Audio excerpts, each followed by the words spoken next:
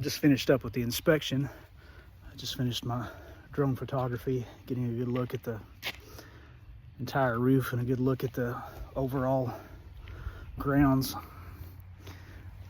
Folks, you got to be careful when you're purchasing flip homes. There are a lot of things that can be covered up, and unfortunately there are a lot of people that know how to cover those things up. This home, excuse me, truck going by. This home would have normally taken me about an hour and a half to 2 hours to inspect, and I've been here about 3 hours and 20 minutes. Seems like the more I dig, the more things I uncover, which it's my job to do that. It's not my job to pass or fail a home, but I can't with good conscience give an inspection report to someone that's about to make a major investment without at least letting them know what they're getting into. Check back later this week and you're going to find out the importance of having a new home inspection as well as a flip home or an older home. Have a great day.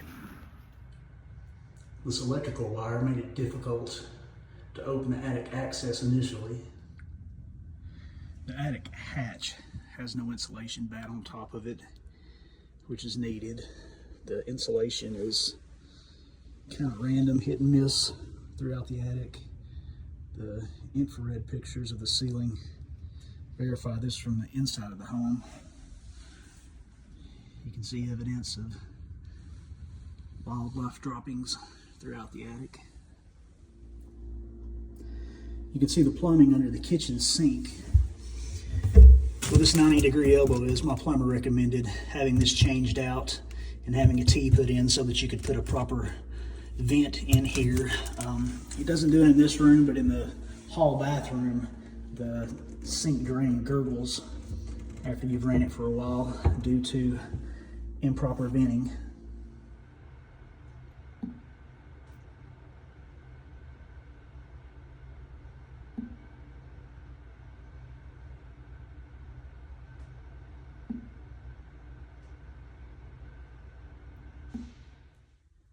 Just a few things that I found at this flip house I inspected today.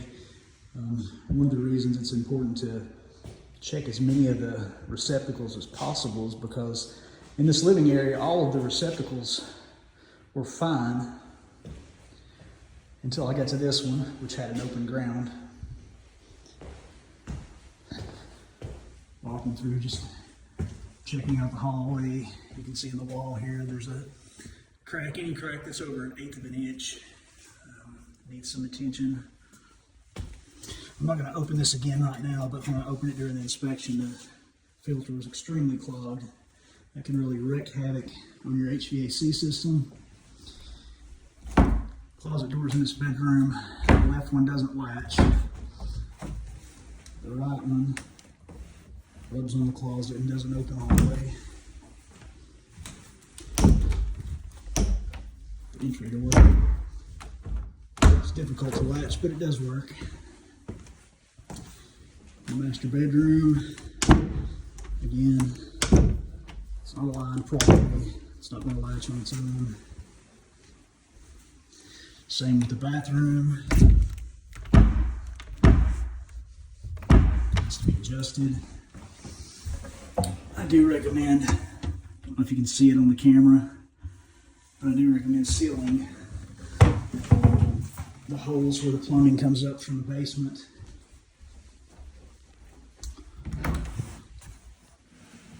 You can see how difficult this closet door is to open. I'm not going any further because it's cracking and I'm going to break it.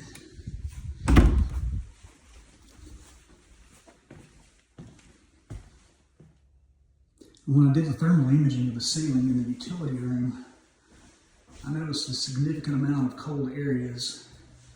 Once I was up in the attic, that was easy to determine why, due to a lack of proper insulation. The water heater shows minor signs of rust on the exterior. I didn't see anything major other than the fact that where the TPR valve is, there should be a hose connected here, an overflow line extending out of the home. If this were to trip, this whole room's going to flood, causing water damage.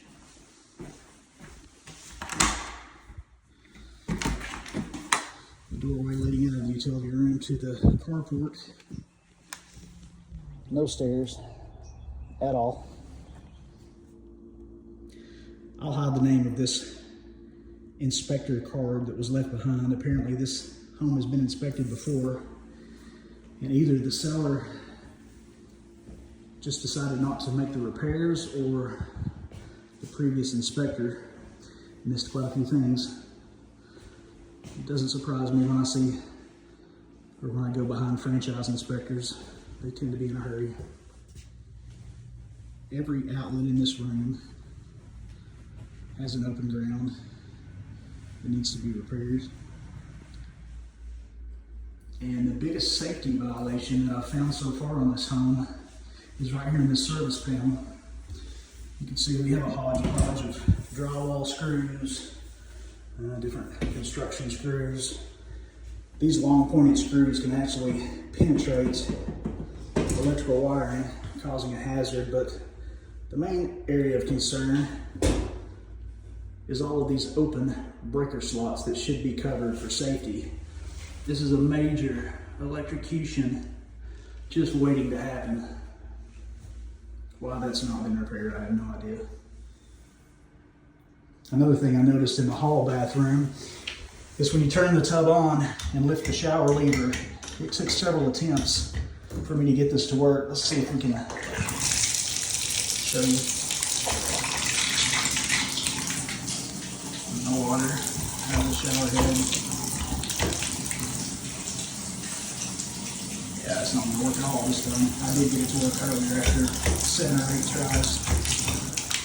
Something else that maybe the previous inspector missed is this damaged corner where the fiberglass needs to be repaired. If you don't look closely, it's easy to just pay attention to the plumbing fixtures and overlook. I actually found one worse than this in a brand new home. It looked like someone had dropped a hammer and it was on the inside. I always take a picture of the thermostat in its original setting at the beginning of the inspection so that I can return it to that original setting after I see that it works.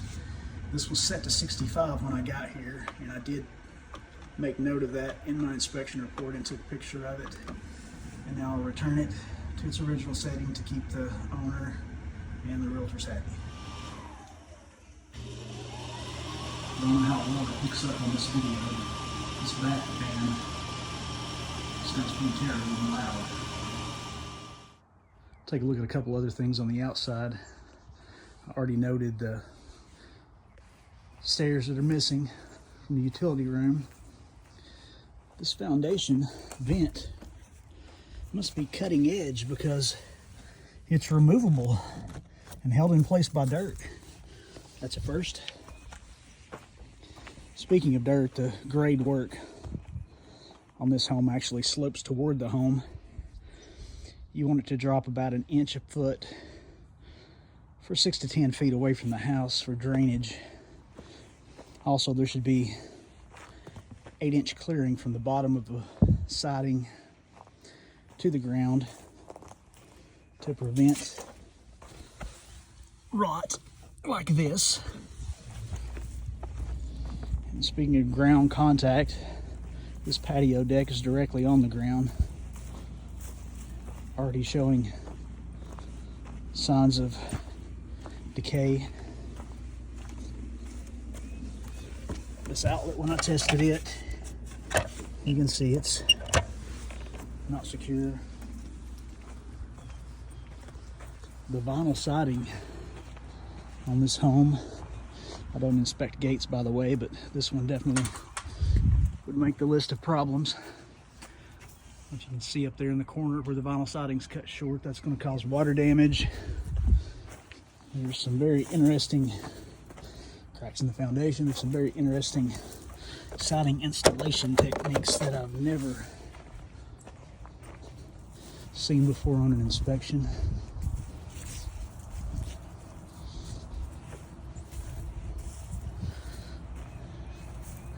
It would be nice to see a handrail on this. I know you can get away with it with 3 steps, but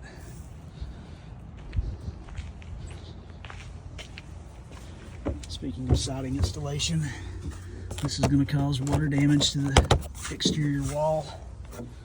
Sill plate, floor joists on that area.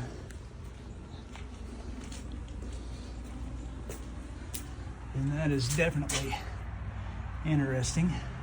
They couldn't line the siding up on each side of the door, so what the heck, we'll just lap it over and nail it and call it a day. There's a sign in the yard for the realtor for this home. There's a business card inside for an inspector that's already been here. The construction guy's trailer is parked here. I'm not going to name any of these people, but I do hope that the person that installed the siding on this sees this video, because you can do better. You should do better. This crawl space hatch door was off when I arrived. Let's see what we can find in here. Now here's something you don't see often. This entire crawl space has been freshly painted. I can smell the paint, and I saw the paint sprayer left in the backyard.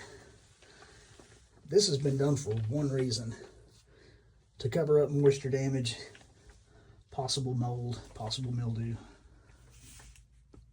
As you can see, the block walls on the entire perimeter of the home have also been spray painted white, along with the plumbing and anything else. And my guess is a prior inspection was done on this home, and efflorescence or signs of water infiltration were all over this back wall, especially because, as I noted earlier, the grading on this home is terrible. It actually directs water to the home instead of away from it. Some people may crawl under here and think, what a nice crawl space. You can see damage right there. Let's check this out a little further. And no surprise, we have water damage here, right next to the plumbing that's been covered up. We have two cinder blocks with some sort of DIY makeshift brace lifting the floor where it's sagging. And this joist here is interesting because it holds absolutely nothing. It's held on with deck joist hangers, and then it just decides to end for no apparent reason. This may have been installed to take away some of the mounts in the upstairs floor, I'm not sure. Definitely not professional. Here you see the paint sprayer that was left in the backyard, along with the new 6mm plastic that they put down to cover the dirt after they covered the entire crawl space up with paint. Okay guys, I know that was a long video. Obviously I couldn't share the entire inspection with you, but I did want to highlight some of the important things that I found. Be careful with flip homes. You can find good ones out there, you can find bad ones out there. The main thing is find yourself a good inspector, possibly me, to help you know what you're getting into. Have a great day.